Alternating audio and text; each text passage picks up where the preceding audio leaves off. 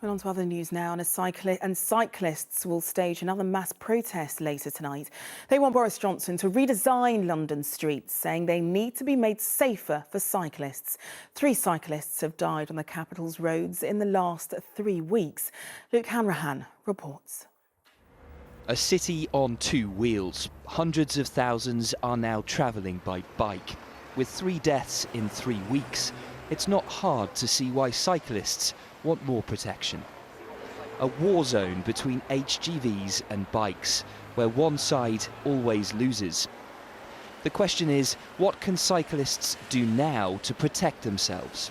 These lorries can't see below their windscreens. That's where the collisions happen. Mark Ames is a cycle enthusiast and blogger. He's analysed a truck driver's blind spots. The advice is quite simple. In a nutshell, until we wait for the Mayor and TfL to actually pull their fingers out, the advice for cyclists is if there is a lorry behind you, get well ahead. If there's a lorry ahead of you, keep well back. Don't mix. London is amongst the most dangerous cities in Europe for cyclists. In Paris, a city with very stringent regulations when it comes to HGVs, no one died in 2011. In this city, in the same year, 16 people were knocked off their bikes and killed. Transport for London are committed to finding certain places in the city and certain times of the day where restrictions for lorries can be tightened. But for Cynthia Barlow, whose daughter Alex was killed underneath an HGV in 2000, it's staggering that it's taken this long. We know what works, we know we can save lives, and we're not doing it, and it's appalling. There have been 4 people killed in the last week, 2 cyclists and 2 pedestrians. That's absolutely unacceptable when we know we can prevent these things happening. Yesterday's cycling fatality outside Holborn station was the 5th this year, the 3rd beneath a lorry, and the 65th cycling death since Boris Johnson came to power. The goal is to make streets safer, to stop accidents that all too often have fatal consequences. Luke Hanrahan, ITV News, London. Well, with me now is Andrew Gilligan, London's Cycling Commissioner. Thanks for joining us this evening. Now, you can surely understand why cyclists are calling for this redesign, but when could it possibly happen, and is it even possible?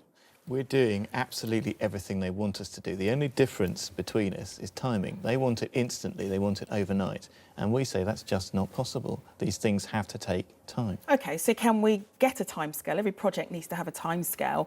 When are you hoping this could be implemented then? We promised in our cycling vision in March that every one of the cycling superhighways will be made safer, redesigned, upgraded to be made safer within the next 2.5 years by 2016.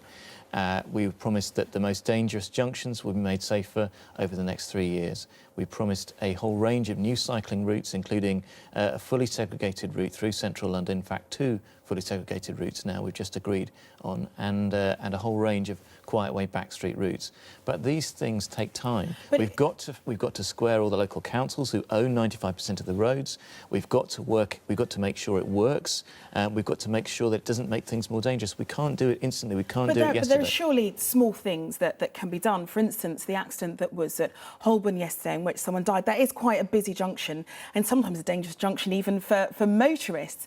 Right, you know, a couple of yards down the road, a few hundred yards down the road, there's a bus lane of which cyclists could cycle through, but they're actually banned from doing that, and police were fining them just last week before the accident actually happened. So little changes like that could make a huge impact to cyclists. OK, that's an interesting question. That bus lane in Vernon Place and Bloomsbury Way, cyclists are banned from that because the lane is only wide enough for 1 bus, and it's a contraflow lane, and the fear is that they would then spray out behind the buses into the oncoming traffic going the other way. That's why they're banned from that lane. Now, we are talking to Camden, the local authority, about that, and we are working on it. But again, it's not something we can do overnight. I'm really sorry about that. People understand that you're working on it, then... And we've at the place where the cyclist died in last week in Aldgate, we've got plans to change that junction, and we're working as fast as we can. And essentially, it's going to be, I think, probably another 4 weeks, and then we'll have some plans ready to show people. But we do not have the capacity to alter the world overnight.